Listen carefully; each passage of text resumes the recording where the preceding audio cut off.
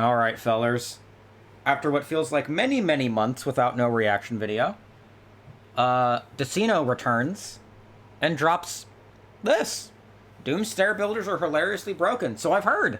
I think this was mentioned in a couple other analysis videos with I feel like he mentioned stair builders being a bit borked in a couple of other videos. I can't really remember.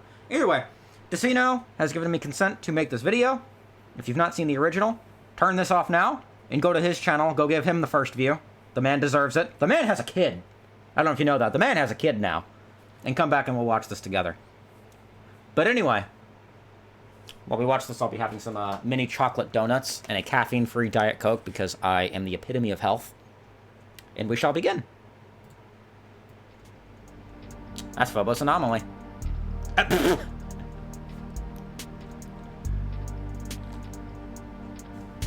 1 second. Jesus Christ. 1080 is fine.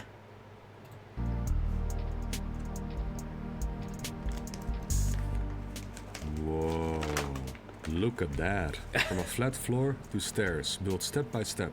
There are two types of stair builders, regular and fast. Regular stair builders create steps that are 8 map units in height and move at a quarter map unit per game tick. Turbo stair builders, introduced in Doom 2, build steps that are 16 map units high and move at a speed of 4 map units per game tick, 16 times faster than regular ones. 16 times, sorry.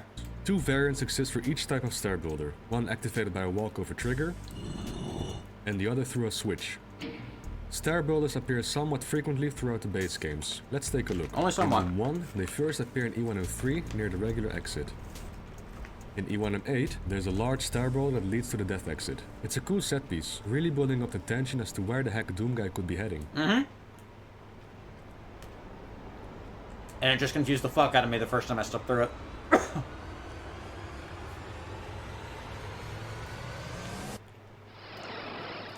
Episode 2 has many stair builders. Dude, no, hold on. I want to work in a place like this. I really do. I really do. I don't know how you'd get like here. But like I want to work in a place like this. Episode 2 has many stair builders. There's one in E2M1. There's a Kako demon there normally. E2M2. On UV. 3 in E2M4. Another in E2M5. So I guess John Romero just didn't care for these, or just didn't want to use them. 4 in the beginning room of E2M8. Episode 3 has only one stair builder, which appears in E3M3. Episode 4, released after Doom 2, uses the faster variant of the stair builder, which can be found in E4M8. Doom 2 also contains a few stair builders. The first one you'll find is in map 8. The wall scrolls. The one with that beautiful texture right here. Map 9 has a fast stair builder here, and this one is quite unique. It's the only fast stair builder activated through a walkover trigger in both Doom 1 and 2. All the other fast ones are activated using a switch. Let's see, there's one in map 13, 2 in map 15, 1 each in map 18 and map 19. Map 21 stair builder is quite unique as well. It's a platform that raises 16 map units each time a switch is pressed. This was the one. This was the one that got messed up. I knew there was one. It's pretty easy to softlock yourself if you press the switches too quickly, because the platform will not raise by 16 units if it's still moving. It just raises to the highest one. Moment. Map 24 has 2 stair builders, and the last one can be found in map 27. Okay, very cool. But how do stair builders work? Good question. Sit down, get comfy, and grab yourself a top of Quark. The Pumpkin Man will read you a bedtime story. I got my chocolate donuts. Is that good enough? What do we need for stair builders? Well, something that resembles stairs, of course. But let's flatten these steps so they all share the same floor height. The first step needs a tag, and we need either a switch or a walkover trigger that interacts with the tag. Now let's have a look at the stair building code. When the tagged sector gets triggered, do the following. First, ensure that the sector isn't already moving up or down. If the sector is not moving, then start raising the first step. The speed and distance depend on which kind of stair builder was chosen, regular or turbo. So that's the first step. Now we need to determine the next sequence of steps. It does so by literally going step by step and doing a few checks. After processing the first step, check each line of this step. For each line, check if it's flagged as two-sided. What this means is that the line separates two sectors. For instance, a wall like this one is only one side double-sided, since one side is a sector and the other side is a void. If the line is double-sided, ensure that the sector on the other side is not the same sector we raised earlier. Obtain both the front sector and the back sector. In map editors, you can distinguish the two by looking at the tiny line sticking out, which marks the front sector. If the back sector on the other side does not share the same floor texture as the front sector, then try again. This is where I get lost. I'm not a map maker, but it's fine. It makes sense. It makes enough sense anyway.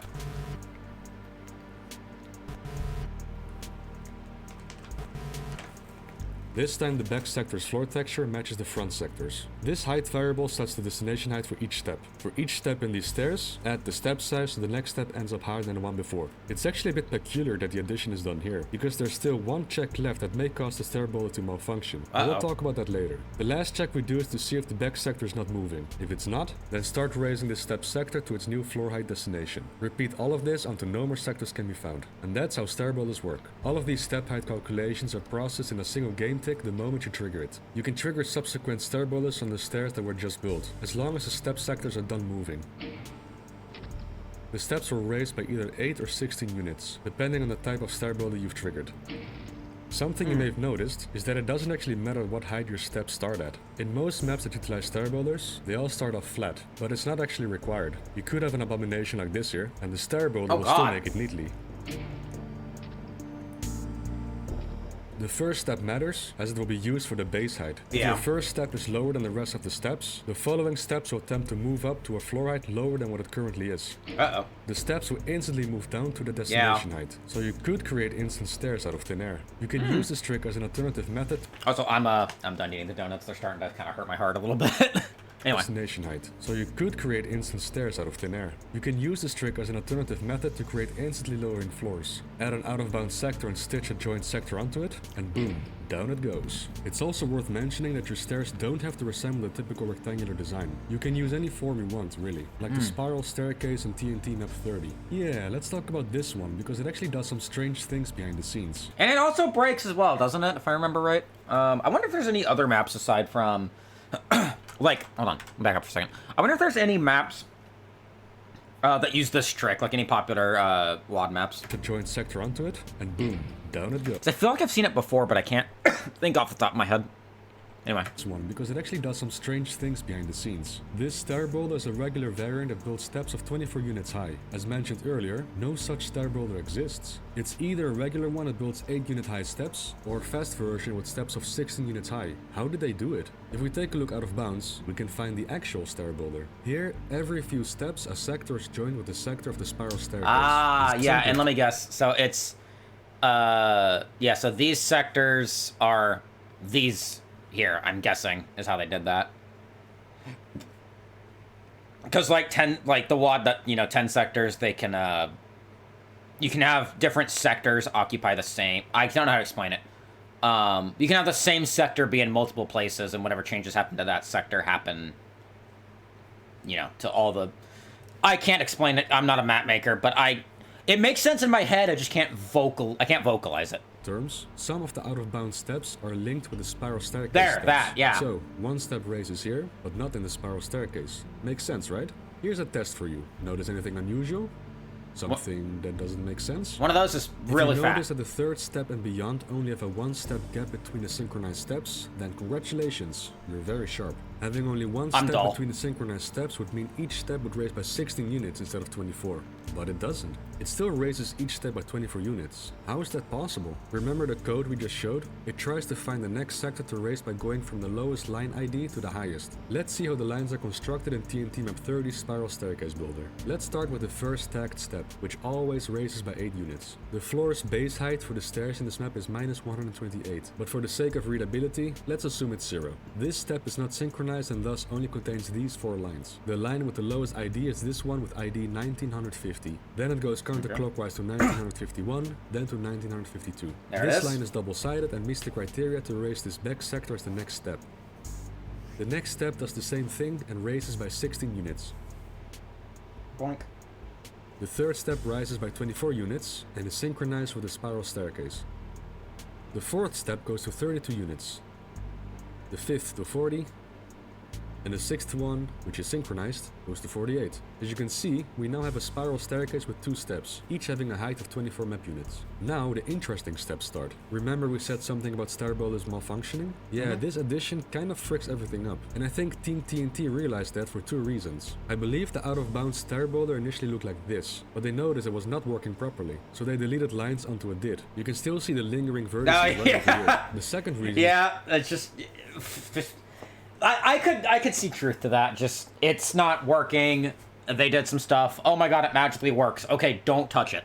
That makes sense. That Team TNT fixed this oversight in their own source port called Boom. It's a funny story, which we'll talk about in a moment. Anyway, this addition here makes the flawed stair builder work. Let's go step by step again. We just raised the second spiral staircase step. We need to look for the next step to raise, so we go through the lines of the step we just raised. The line with the lowest ID is this one with ID 1396. This one is the back sector pointing to itself, so moving on to the next line. The next line with ID 1404 has a moving step as its back sector. The code earlier showed that we must not appoint a moving sector as the next step, so we skip this one as well. But wait, what is this? It still increments the height variable internally. Strange, isn't it? Raising the height value without actually raising a sector to that height. The height variable is now 56, but no step will actually raise to that value. Well, let's keep looking for a valid step. Line 1405 is not valid, and neither is line 1406. This is a joint sector, so the line search continues out of bounds. 1964, nope. 1966, nuh-uh. Ah, there we go. 1967 meets all the criteria.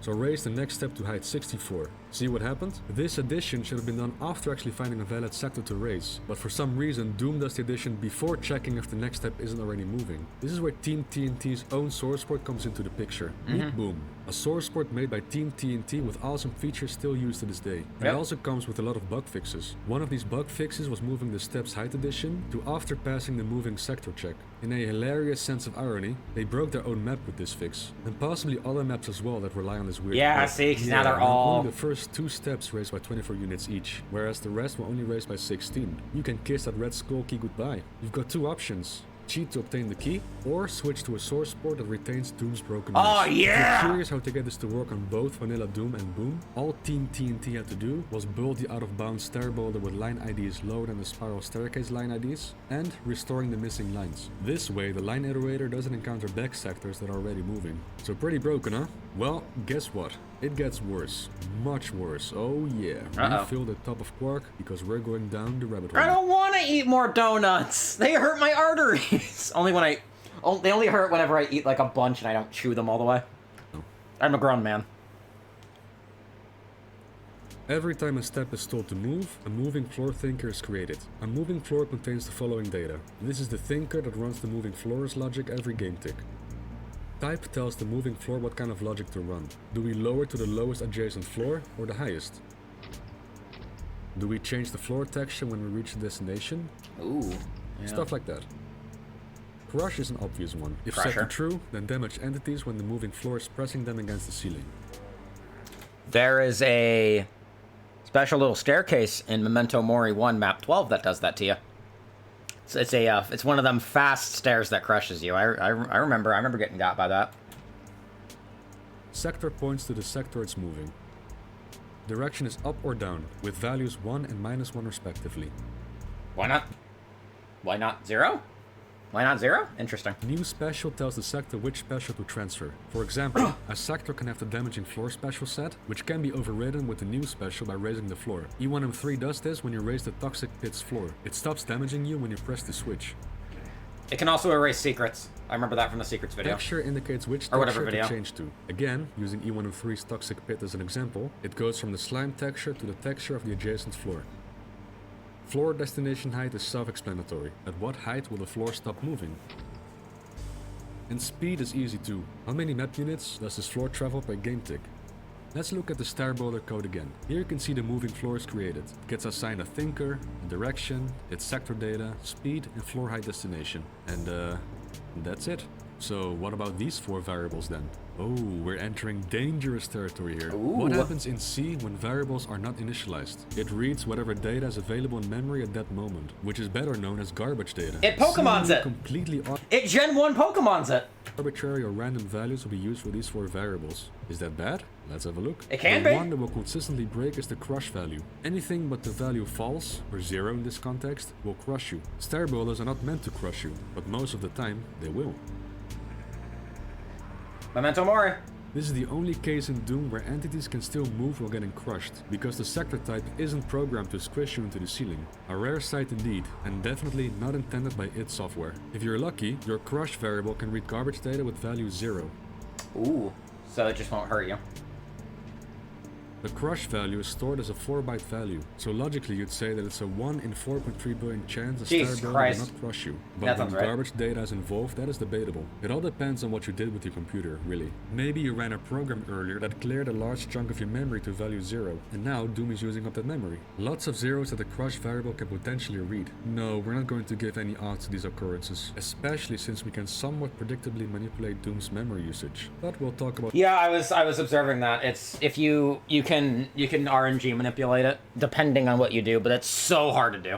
that later. So the crush value is a problem. Oh, but we'll get to it later, but it's probably really hard to do, if I had to guess. else. New special and texture rely on a couple of factors. Most moving floors don't actually use these variables, only those with type 6 and 11. Type 6 is a lower and change floor type, which, as the name implies, lowers the floor and then changes the floor's special and texture when the destination is reached. Since stair boulders always move up, this type won't do anything. Type 11, however, oh boy. Type 11 is named Donut Race and does rely on floors moving up. An example of a donut is the one in E1M2. You've got the donut itself, which will raise, and the hole, so to speak, which will lower. A buggy Doom feature which deserves its own video eventually. But all you need to know is that the donut part that raises will have its special and texture data overwritten. A normal donut is initialized properly. Look, the new special is set to 0 to eliminate damaging floors when the floor height destination is reached. The same is done with the floor texture, which is copied from a neighboring sector. Very nicely done. Good job. When a stair boulder step reads garbage data for its type and it happens to be a donut, then, well, very strange things will happen. Alright, let's look at textures first, which we will call flats from now on because that's what they're actually called. Inside Doom's WAT file, all flats are indexed. This index is what the moving floor uses for its texture variable. If a flat index is read that is within range, the step's floor texture will change. It just if we picks a point random to one. index 1, we get this flat. If we point to index 50, we get this one. If we point to an index that cannot be read because it's out of bounds or because it's invalid, then the game will bomb out with an error. Oh! The game won't throw an error until it tries to render the flat. If an invalid flat does manage to load, it will look quite glitchy. Now let's have a look at floor specs. I figured it would have just Hall of Mirrored, but I guess it makes sense that it just crashes. There are 14 different specials numbered 1 to 17. For example, special 5 is damaging floor that deals 10 damage. Floor special 9 marks a sector as a secret area. And special 11 is a damaging floor you encounter at the end of the I was counting that. I was counting to see if it was going to do 100 damage. Good job, Decino. area. That was funny. And special 11 is a damaging floor you encounter at the end of E1M8 that makes you exit the map when you reach less than 11% health. Good job. That's funny. Technically, if the step happens to read garbage data with type 11 and value 9 for its new special, a new secret sector will appear from thin air, allowing you to get beyond 100% secrets.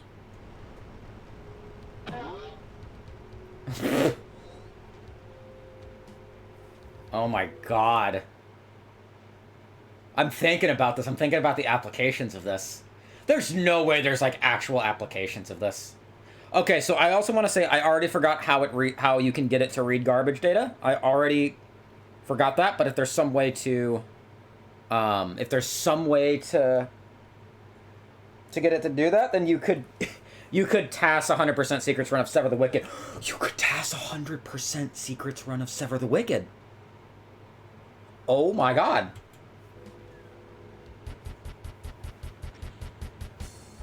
Or a step reading special 5 will be harmful to the player.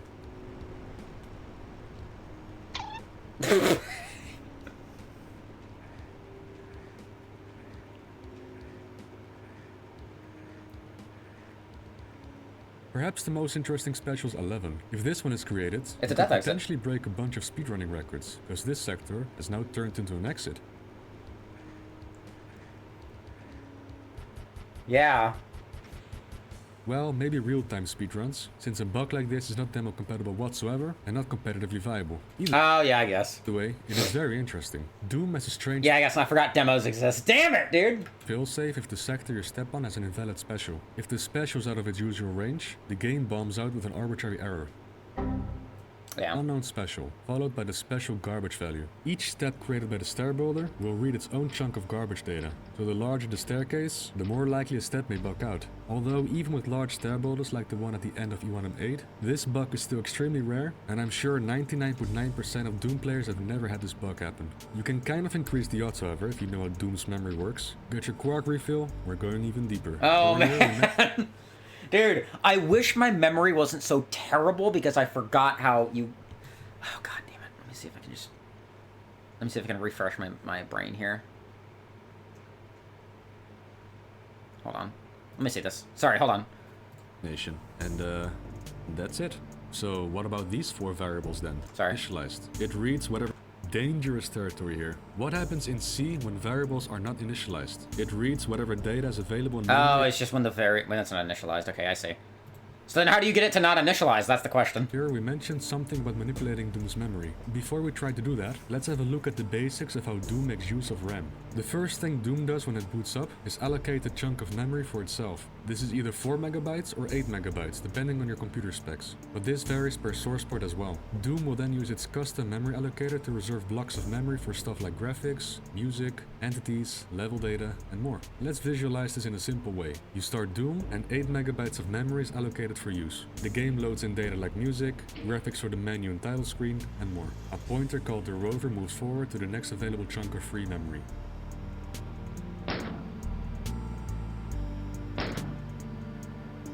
Okay. When you start a new game, another block of memory at the rover is used for level data like geometry, items, and monsters. As this all loads in, the rover again moves to the next available block of free memory. Anything that is spawned in-game like projectiles, blood splats, but also thinkers for stuff like doors and moving floors are allocated in real time. Thinkers for projectiles, blood splats, doors, and so on will be freed once they're done doing their thing, either by despawning or timeout. I see. Picking up Timeout, items that are loaded into memory at the start of the map That's will interesting. also free up memory. So if you want to make it run better, just pick up a bunch of items. That makes sense. Just drop like 6,000 health bonuses and just pick them all up at once. Oh my god, the ear bomb that would be. Doom also caches graphics during runtime. For example, when you switch weapons and fire shots, each weapon frame is cached in memory. These caches are marked as purgeable, so they get freed when needed. When so much memory is allocated that it reaches the end of the allocated RAM, the rover will loop back to the start in search of free blocks to write memory to. Keep in mind that blocks flagged as free memory aren't actually wiped yet. It still holds data until it gets overwritten with new data. I see. Let's visualize this. We currently have these values in memory. You may think, what the frick am I looking at? This is what an armor bonus looks like in memory. This is the angle of an armor bonus as a fixed point number. Here we have the index of the sprite, which is 61. The next value here is the frame number of the sprite. The armor bonus uses 4 frames for its animation, so it cycles between these 4 numbers in memory. When we pick up the armor bonus, the block will be marked as freed. The armor bonus data remains in memory, except frozen. For instance, the frame number will freeze on the value when it was picked up. So we picked up an armor bonus. Let's see what happens when we activate a stair builder while the rover is pointing to this block of free memory, and the uninitialized variables will read old armor bonus values that are in this free block. Check this out. For its type it will read 61, which was the sprite index. For its crush flag it will read 3, which was the frame number. Further ahead, it will also read values for its new special and texture. See where we're going with this? In this case nothing weird will happen, because a moving floor with type 61 isn't programmed to do anything special. We need to read 11 for the type to do fun stuff. In theory, What's the type best 11? way to do this is write stuff into memory that always contains a variable with value 11. Spawning stuff that gets freed, like projectiles, seems like the best option. Spawn a bunch of them, write 11s into memory, activate a stair builder, and boom, buggy stairs achieved. Now that's the question. What has 11? Let's have a look at spawnable entities that can write value 11 into memory. 0. Knew it! Yes! None? Well, imps have their mob ID set to 11. They're spawned once when the map loads, but imps are not freed when killed. As long as their corpse remains in the map, they are loaded into memory. And they can't get However, erased. Loading a new level by either dying, loading a game, or exiting will free up the entire memory block that was used for the level. Imp corpses included. So it's not task compatible. Memory will then be allocated for the new level, even if it's the same level again. Loading Or demo of compatible, levels, I mean. and eventually the rover loops back to freed memory that contains old imp data. So what happens when an imp's freed data gets read by the Stair Builder step? Let's put the two data structures next to each other. The type will be set to the imp's type, which is 11. The special will be set to the imp's flags. The flags tell the imp has a collision box, is shootable, and counts towards the kill count. The sum of these flags is 4,194,310, which will be the new special for the sector. Although the kill count flag will be truncated, since specials are stored as 16-bit integers. Uh-huh.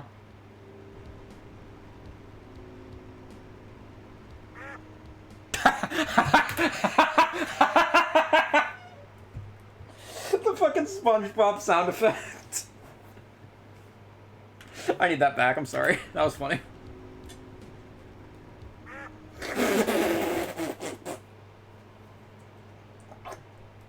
I'm a grown man. I'm a grown man. I'm aware that's not that's not a SpongeBob sound effect. I'm aware that's an actual thing, but I just know it from SpongeBob. See? The game errored out with the imp's flags as the unknown special value. You Yeah. don't have to rely on the imp's mob ID for value 11, however. There are many variables you can potentially set to 11. You can decrease any monster's health to 11 and load in a new level, or the monster's infighting threshold is 11, or the move counter. Okay. The odds... Okay. I don't know that there's... Oh, God. Hold on. I don't think you can get a Okay, no, you can get a monster's health down to 11.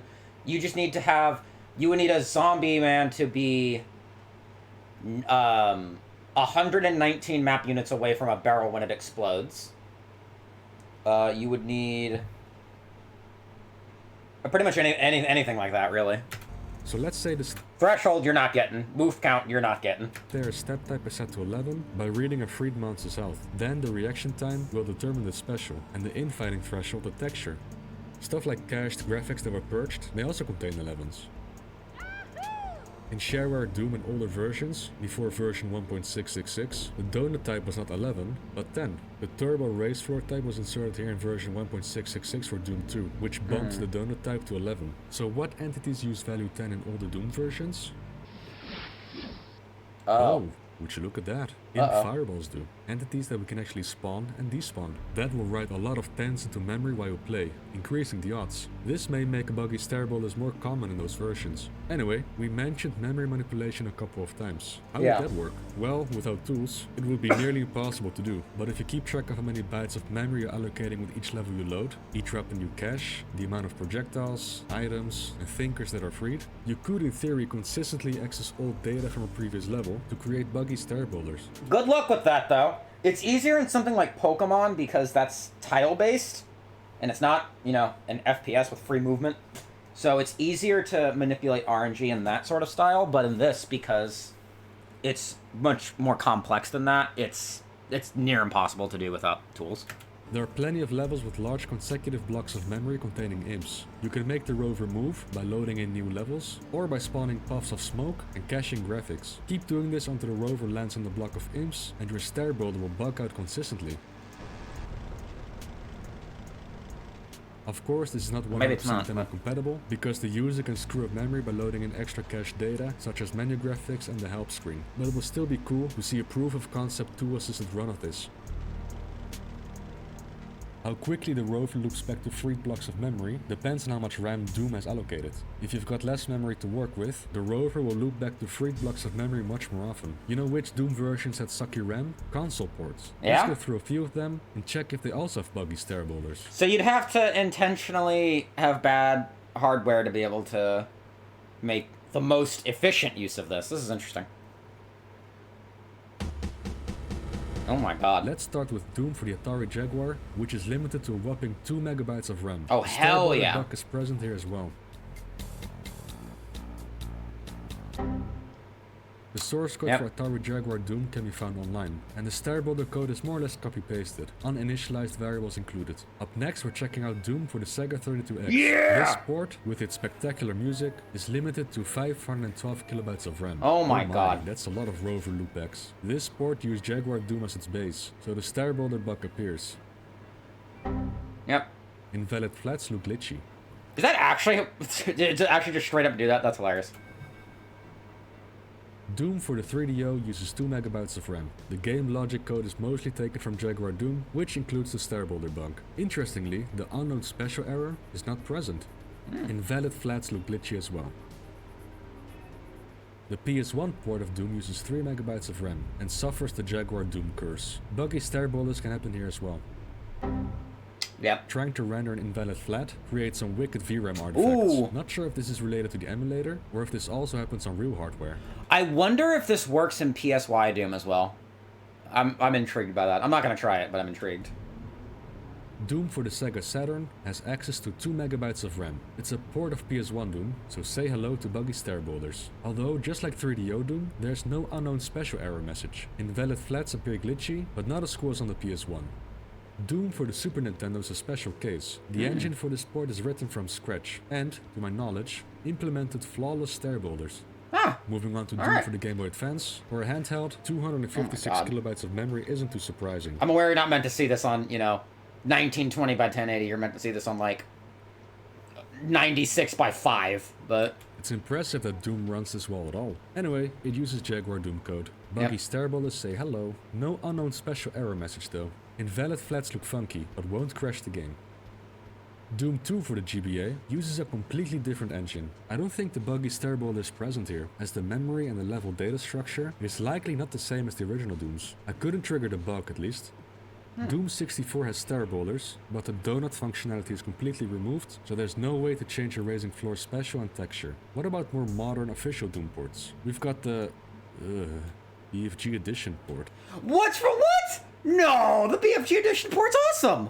The BFG Edition allocates 15 megabytes for classic Doom, Oh, so God. it'll take a lot longer for the rover to that's loop a back lot. to the start. Buggy Stair builders appear here as well, and walking on an unknown special actually kicks you out of the game without any error message whatsoever.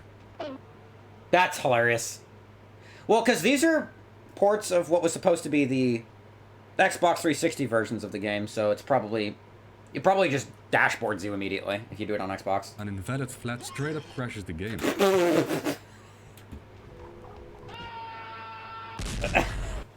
Yikes. Yeah. Doom Eternal's classic Doom port inside the Doomslayer's Fortress of Doom Oh, I love Doom Eternal. Sorry, I haven't played Doom Eternal in a while. I haven't had my fix, but I love this game.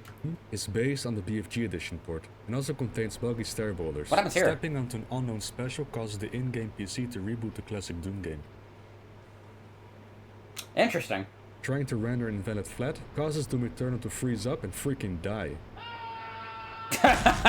What about the Unity port? Same buggy Stair builders. Yep. There's no error message when you step onto an unknown special. I guess Unity's better at handling that. Trying to render an invalid flat does crash the game though. There's nothing... God damn Relate- it.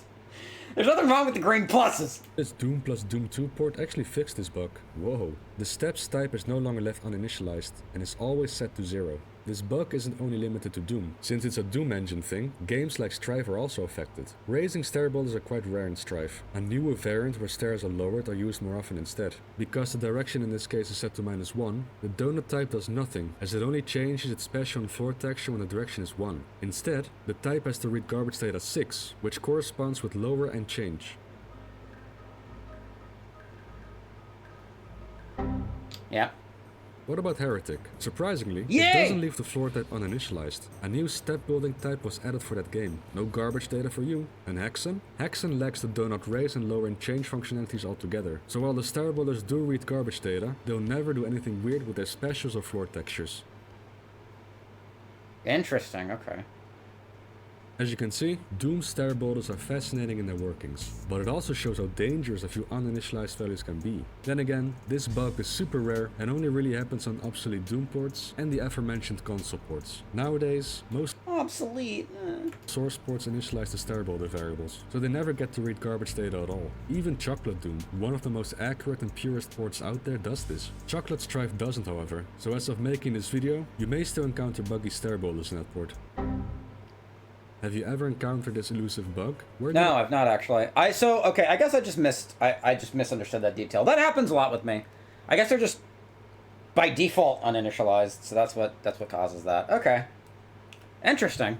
It happened. Did you know it existed at all? Let me No. know in the comments. I'm intrigued, and as you know, I read every comment you write. And with that, I say bye-bye. Thanks for the video. Oh, you read every comment I write, huh? You read every comment I write, huh? Here, I got you. But send. There you go, read that comment. I'm a grown man. Alright, anyway. Dude, what a great video. Good job, Decino. Well done, man. Well done. That was a great analysis video. I knew I remembered something about the stair builders being broken. I didn't realize it goes that deep. I didn't realize there's some task shit you can do with this. You can't, it's not going to lead to Sever the Wicked. But that's pretty neat. I'm a big fan of that. That's good. Good stuff, Deciner. Alright. That'll do it for this reaction video. I'll see y'all elsewhere on my channel, or I'll see you in my Discord. Good night, friends. Welcome back, Decino.